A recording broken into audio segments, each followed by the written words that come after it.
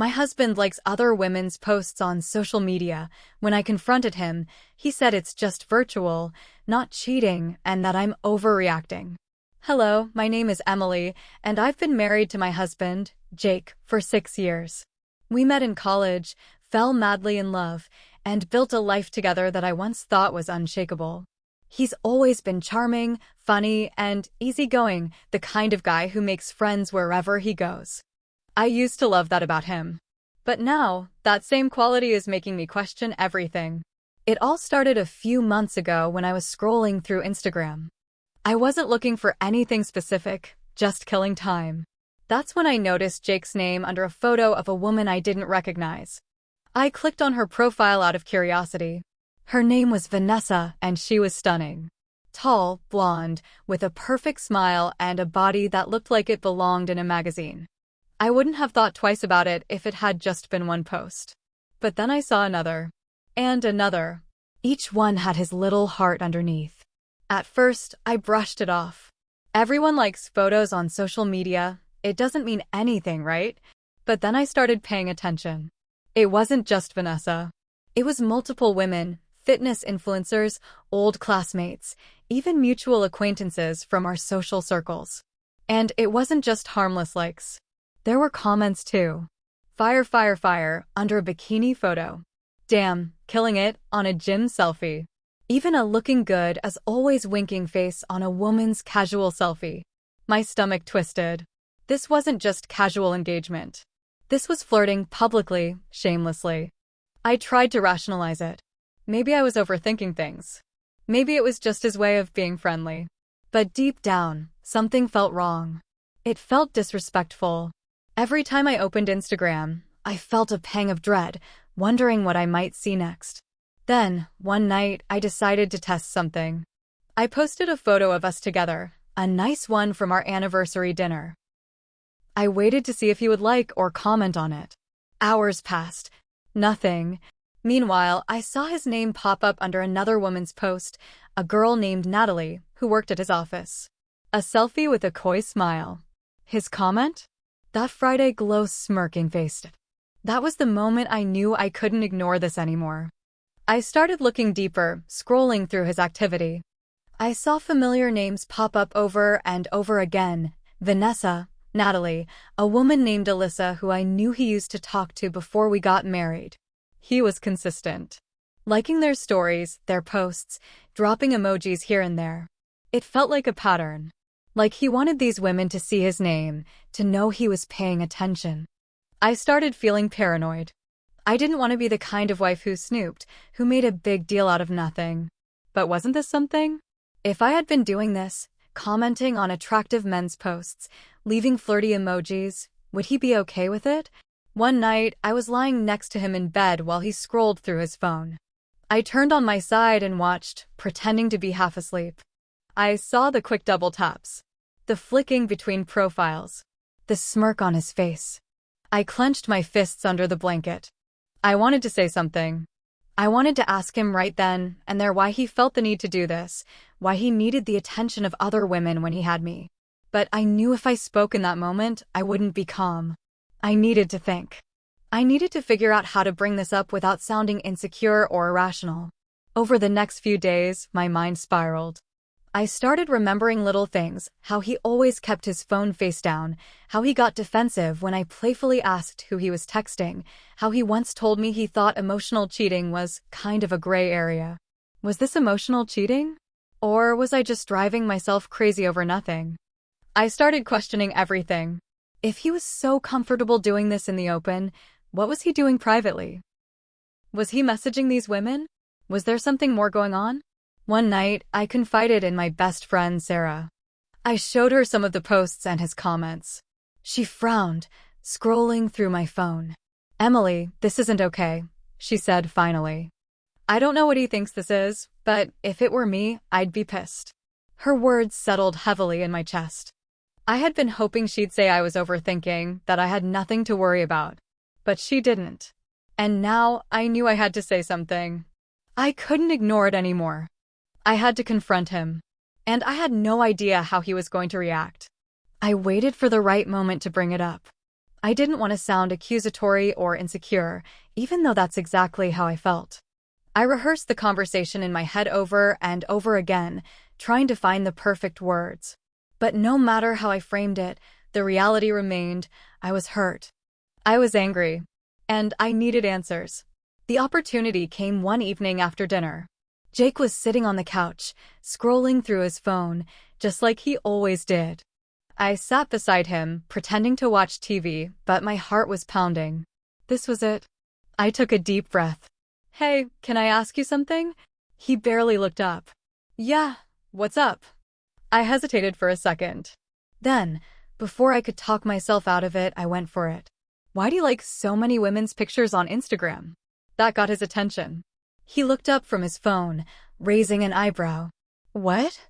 I see your name under all these posts, I continued, my voice surprisingly steady. Not just random posts, pictures of women. Bikini photos, selfies, gym pics. And it's not just liking them. You're leaving comments too. Flirty ones. He blinked, clearly caught off guard, then let out a short laugh. Emily, are you seriously bringing this up right now? Yes, I said firmly. I've been noticing it for a while. And I need to understand, why do you do it? His expression shifted. He sighed, putting his phone down on the coffee table. Emily, it's just Instagram. It's not a big deal. I felt my stomach drop. That response was exactly what I had feared. Dismissive. Casual. Like I was making something out of nothing. It feels like a big deal to me, I shot back. You're out here liking and commenting on other women's posts, but you barely interact with mine. Do you even realize how that looks? Jake rolled his eyes. Come on. You're acting like I'm cheating or something. I like people's pictures because... I don't know, because I like them. That's what social media is for. I clenched my jaw. But why those pictures? Why those women? He shook his head, exasperated.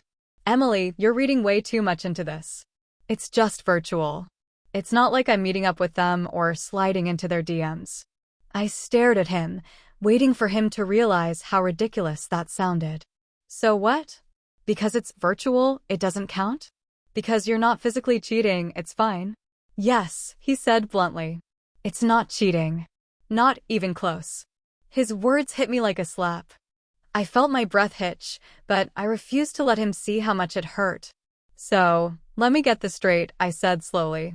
If I started liking and commenting on attractive men's posts, leaving heart emojis and flirty remarks, you'd be okay with that? His jaw tightened. For the first time, I saw something flicker across his face. Was it discomfort? Annoyance? I wasn't sure. That's not the same, he muttered. I scoffed. Why? Because it's me doing it instead of you. He ran a hand through his hair, clearly frustrated now. No, because I don't care about these women. It's just social media, Emily. I don't even think twice when I double-tap something. It's mindless. Then why do it? I pressed. If it means nothing, why is it so important to you? Silence. He had no answer. I swallowed the lump forming in my throat. Do you know how it makes me feel? I asked quietly. Do you even care? He sighed again, rubbing his face. I don't understand why you're so upset. You're acting like I'm out here having an affair. This is such a non-issue, Emily. I felt my chest tighten. His words stung, not just because they dismissed my feelings, but because they made me feel crazy. Like I was overreacting. Like I was the problem. I shook my head. So my feelings don't matter? That's not what I said. But that's what you're implying, I shot back. You're making me feel like I'm crazy for being upset about this.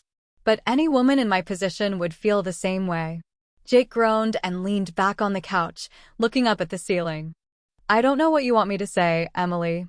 I stared at him, my heart pounding in my chest. I had come into this conversation hoping for reassurance, for understanding, for something that would make me feel like I wasn't being unreasonable. Instead, all I got was gaslighting and excuses. Forget it, I muttered, pushing myself up from the couch. Emily, no, I cut him off. I get it now. You don't think what you're doing is wrong, and you don't care how it makes me feel. That's all I needed to know. I turned and walked out of the room, my hands shaking. I didn't know if I was angrier at him or at myself for thinking that this conversation would go any differently. As I sat alone in our bedroom, staring at the ceiling, one thought kept looping in my mind. If he could so easily dismiss my feelings over something like this, what else would he justify in the future? And if I was already questioning his respect for me now, where did that leave our marriage? I lay in bed that night, staring at the ceiling, my mind racing. Jake had fallen asleep within minutes, completely unbothered, while I was left drowning in a mix of frustration, sadness, and doubt. His words kept replaying in my head. It's just virtual. It's not cheating. You're overreacting. But was I? The next morning, I woke up feeling drained. Jake acted like nothing had happened, greeting me with a casual "morning, babe," before heading into the kitchen to make coffee. I watched him, stunned by how unaffected he seemed, while I felt like something inside me had cracked. I wasn't expecting a grand apology, but I had at least hoped for something. A sign that he had thought about what I said, that he cared enough to acknowledge how I felt. Instead, it was as if our conversation the night before had never even happened. That silence said more than any words could. I spent the next few days in a haze, going through the motions of our routine, but I couldn't shake the feeling that something between us had shifted. I tried to convince myself that maybe I was overreacting, that social media really didn't mean anything, that I was making a mountain out of a molehill. But every time I picked up my phone, I saw another post, another like, another comment. It was like a constant, nagging reminder of where I stood in Jake's life, somewhere below the attention of random women on the internet. The worst part? I felt like I couldn't even talk about it anymore. He had made it clear he wasn't willing to see my side, and I wasn't willing to beg him to care about my feelings. One evening, Sarah called me. "So, did you talk to him?" I let out a bitter laugh. "Yeah, didn't go great." I told her everything, his dismissive attitude, the way he turned it around on me, how he acted like I was crazy for even bringing it up. "Emily," she said after a long pause. "You know this isn't okay, right?" I swallowed hard. "I don't know. Maybe it really is just social media." "No," she said firmly. "It's not just social media. It's the fact that he knows it bothers you and doesn't care. That's the real problem." Her words hit me hard. I had spent so much time trying to figure out if what Jake was doing technically counted as cheating that I had ignored the bigger issue, his complete disregard for my feelings. It wasn't about the likes. It wasn't even about the comments. It was about respect. That night, I sat across from Jake at the dinner table, watching him scroll through his phone while he absent-mindedly ate. I wondered what he was looking at. Another post? Another picture of some girl he didn't care about? I took a deep breath. "Jake, can I ask you one more thing?" He glanced up. "Yeah? If you knew something you were doing hurt me, would you stop?" He frowned, setting his phone down. "What do you mean?" I hesitated, then spoke carefully. "If you knew that something, even something small, made me feel disrespected or unimportant, would you stop doing it?